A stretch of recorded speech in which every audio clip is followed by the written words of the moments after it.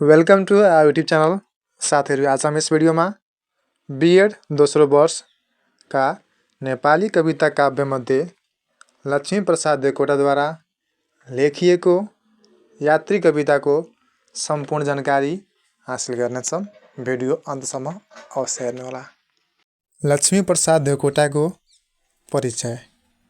नेपाली साहित्यका महाकवि लक्ष्मीप्रसाद देवकोटाको जन्म विक्रम सम्वत 1966 कार्तिक 26 गते काठमाडौँको दिल्ली बजारमा भएको थियो। उनले बिए, बिएल र अङ्ग्रेजीमा एमए सम्मको अध्ययन गरेका थिए।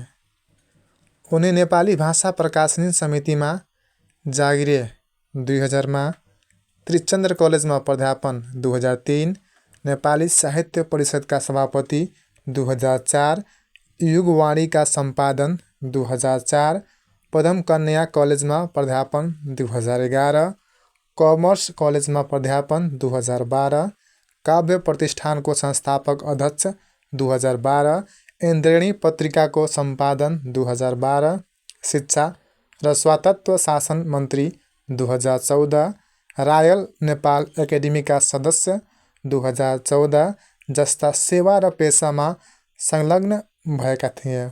उनले महाकवि हुलाक टिकट प्रकाशन 2012, त्रिभुवन पुरस्कार 2023 जस्ता सम्मान तथा पुरस्कार प्राप्त गरेका थिए।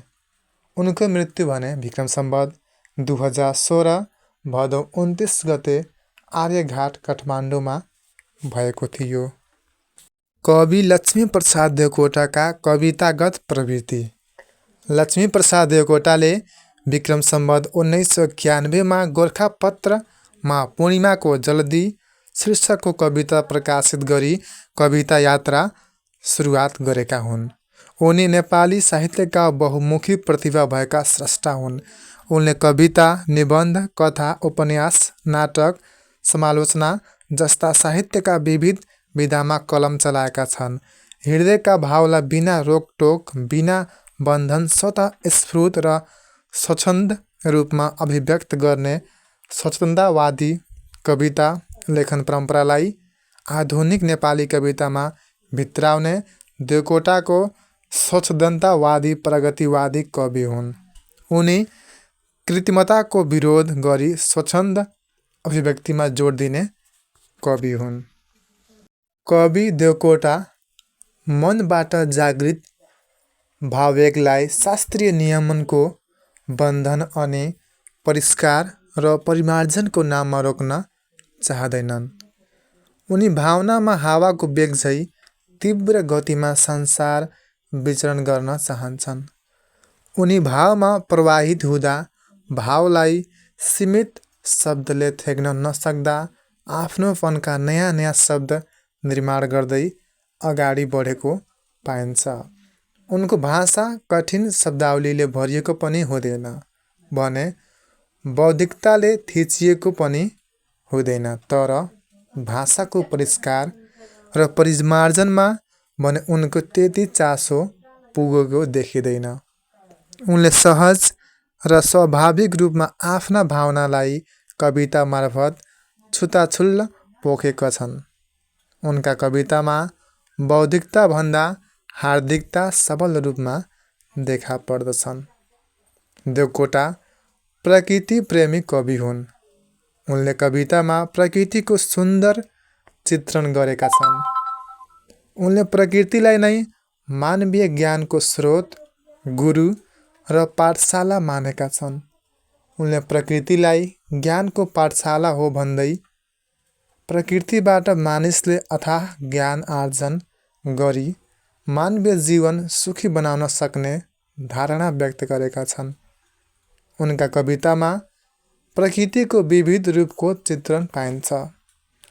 प्रकृतिको काखमा नै मानव जीवन सुखी हुन्छ भन्ने धारणा राख्ने कवि देवकोटाले आफ्ना कवितामा कृत्रिम सहरी सभ्यतालाई भन्दा सरल ग्रामीण सभ्यतालाई उच्च महत्त्व दिएका छन्। रुसोको प्रकृतितर्फ फर्क भन्ने विचारबाट प्रभावित देवकोटाले प्रकृतिबाट लिएको शिक्षाबाट मात्र मानव जीवन सार्थक हुने विचार कवितामा व्यक्त गरेका छन्। उनले कवितामा प्रकृतिलाई मानवीकरण गरेर मानव र प्रकृति बीचमा घनिष्ठ सम्बन्ध देखाएका छन्। समाजमा विद्यमान अन्याय, अत्याचार, शोषण, दमन, विकृति, विसङ्गति र गरिबीप्रति कवि देवकोटाले व्यङ्ग र विद्रोहका स्वर उरालेका छन्। यात्री स्वतन्त्रवादी प्रगतिवादी कवि लक्ष्मीप्रसाद देवकोटाद्वारा लेखिएको कविता हो। यो कविता विक्रम सम्वत 1998 सालमा शारदा पत्रिकाको जेठ अङ्कमा प्रकाशित कविता हो भने यो कविता भिखारी कविता सङ्ग्रहमा सङ्कलन गरिएको पाइन्छ। यो कवि देवकोटाको मानवतावादी भावना व्यक्त भएको कविता हो। यसमा कविले नेपाली समाजमा विद्यमान धार्मिक रूढिवाद र अन्धविश्वासप्रतिको विद्रोह व्यक्त गरेका छन्।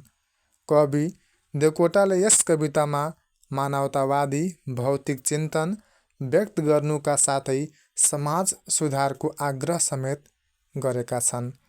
अब महत्त्वपूर्ण जानकारी। शीर्षक साथकर्ता।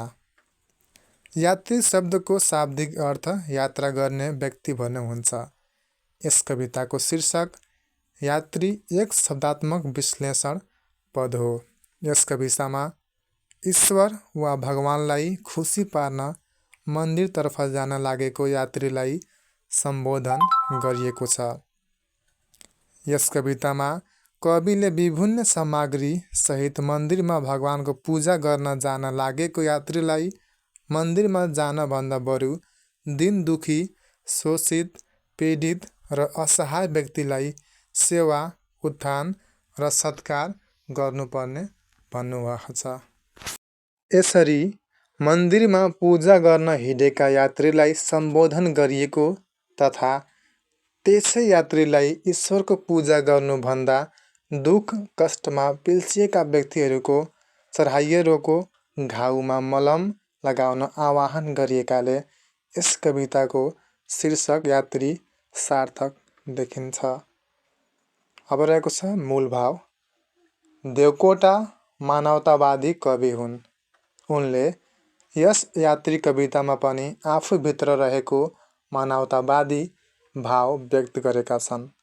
देवकोटाले यस कविता मार्फत मानिसको काँध चढेर मन्दिरमा गई जे जति पूजा सामग्रीद्वारा मूर्ति पूजा गरे तापनि ईश्वर प्राप्त हुन सक्दैनन् भन्ने भाव व्यक्त गरेका छन्।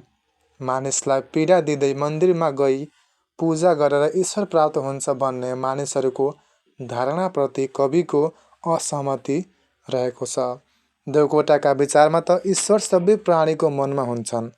त्यसैले ईश्वर प्राप्त गर्नका लागि मठ मन्दिर धाइरहनु पर्दैन भन्ने विचार कवितामा व्यक्त गरिएको छ। दिन दुखी र पीडितहरूलाई सेवा गर्ने मानिसहरूलाई ईश्वरले साथ दिन्छ। ईश्वर निरन्तरको अभ्यास र अथक परिश्रम गर्ने मानिस देखेर मात्र खुसी हुन्छन्। दुखी पीडित व्यक्तिहरूको स्वरमा ईश्वरले बास गरेका हुन्छन्। देवकोटाले मानिसलाई दुखीको सेवा र निरन्तरको परिश्रमबाट मात्र ईश्वर प्राप्त गर्न सकिन्छ भन्ने पक्षमा छन्। उनी यस कवितामा कर्मवादमा आस्था राख्ने व्यक्ति कविका रूपमा प्रस्तुत भएका छन्। त्यसैले उनले मानिसहरूलाई निर्गुण मानव सेवामा लाग्न अनुरोध गरेका छन्। देवकोटाले यस कवितामा मानव सेवा नै ईश्वर प्राप्त गर्ने मूल मार्ग हो भन्दै यात्रीलाई मार्ग अगाल्नका लागि आग्रह गरेका छन्। मानव सेवा नै ईश्वर प्राप्त गर्ने मूल मार्ग हो। कवि देवकोटाले पूजा सामग्री लिएर मन्दिरतर्फ लागेका यात्रीहरूप्रति गम्भीर प्रश्न गरेका छन्। उनले यात्रीलाई कुन मन्दिरमा गएर कुन सामग्री पूजा गर्ने हो, पूजाका सामग्री कसरी लैजाने हो, मानिसहरूको काँधमा चढी कुन देवपुरीमा जाने हो जस्ता प्रश्न गरेका छन्। देवकोटाका विचारमा इन्द्रियहरूको ढोका रहेको हाम्रो शरीर नै मन्दिर हो। हाडहरूको सुन्दर खम्बा, मांसपिण्डका भित्ता र मस्तकको सुनको छानो भएको हाम्रो शरीर सबैभन्दा पवित्र मन्दिर हो। आफैभित्रको मन्दिरलाई चिन्न नसकेका यात्रीलाई कस्तो र कुन मन्दिर खोज्दै हिँडेको भनी प्रश्न गर्दछन्। कविका विचारमा ईश्वर बाहिरी सतहमा बस्दैनन्, त्यसैले बाहिर भौतारिएर ईश्वर प्राप्त गर्न सकिँदैन। ईश्वर प्राप्तिका लागि त ज्ञान, बुद्धि र विवेक लगाउनु पर्दछ। ईश्वरको साथ सधैँ प्रशमी र सेवा भावना भएको मानिसलाई रहेको हुन्छ। यस्तै मानिसलाई ईश्वरले साथ दिइरहेका हुन्छन्। ईश्वर चराको चिरिबिरी र पीडित मानिसको पीडामा बोलेका हुन्छन्। मानिसले प्रशमी भएर मानवीय भावना राखेर तथा दुखीहरूको सेवा सहयोग गरेर मात्र ईश्वर खुसी हुने भएकाले यस्तै काम गरी ईश्वरको मुहार हँसाउनु पर्दछ भन्ने भाव यस कवितामा व्यक्त गरिएको छ। ईश्वरलाई खुसी पार्ने एउटा मात्र उपाय दुखी र गरिबको सेवा गर्नु हो। दुखी र गरिब मानिस नै सच्चा देवता भएकाले तिनीहरूको सेवा गरे मात्र ईश्वरको सच्चा सेवा हुन्छ। मानिसभित्र रहेको ईश्वरलाई चिन्न नसकी बाहिर बाहिर ईश्वरको खोजीमा भौतारिनुको कुनै अर्थ छैन। मठ मन्दिर, मूर्ति सबै मानिसले नै निर्माण गरेका कृत्रिम कुरा हुन्। त्यसैले मूर्ति पूजा गरेर मात्र धर्म वा ईश्वर प्राप्त गर्न सकिँदैन। रोग, भोक र शोकले छटपटाएका दुखी र पीडितहरूको आवाजमा ईश्वर लुकेका हुन्छन्। तिनै दुखी, पीडित र असहायको घाउमा मलम लगाउन सके मात्र सच्चा ईश्वरको पूजा हुन्छ र त्यो नै सच्चा मानवीय काम हो भन्ने भाव यस कवितामा व्यक्त गरिएको छ। भाषा शैली यात्री मात्रिक छन्दमा रचना गरिएको कविता हो। यस कवितामा कवि देवकोटाले विविध स्रोतका शब्दको प्रयोग गरेका छन्। विशेषतः आर्त, कर, चक्षु, तुलसी, दिव्य, द्वार, मांसपिण्ड जस्ता तत्सम शब्दका अतिरिक्त थुप्रै तद्भाव र आगन्तुक शब्दको उचित प्रयोग कवितामा गरिएको छ। कविले प्रथम पुरुषीय कथन पद्धतिका माध्यमबाट द्वितीय पुरुष यात्रीलाई सम्बोधन गरी कविताको रचना गरिएको हुनाले कवितामा बाह्य दृष्टिबिन्दुको प्रयोग भएको छ। अनुप्रास, शब्द अलङ्कार र रूपक अर्थालङ्कारको प्रयोग गरिएको छ। तसर्थ भाषा शैलीका दृष्टिले कविता सफल देखिन्छ।